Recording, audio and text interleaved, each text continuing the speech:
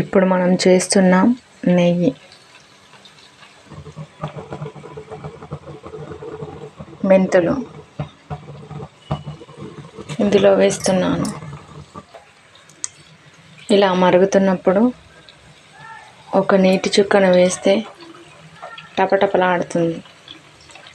లేటుగా టపటపలాడినప్పుడు ఈ నెయ్యి కానట్టు.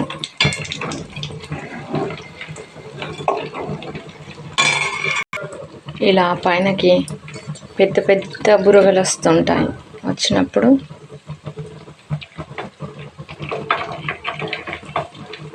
పెద్ద పెద్ద సౌండ్తో వాటర్ సౌండ్ వచ్చేస్తుంది.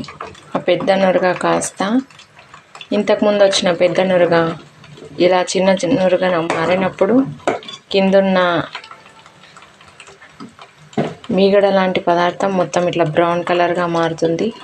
ఇలా మారినప్పుడు స్టవ్ ఆఫ్ చేసుకోవాలి. చల్లారిన తర్వాత మీకు కావాల్సిన జార్లో వంచుకుంటే స్వచ్ఛమైన నెయ్యి తయారవుతుంది.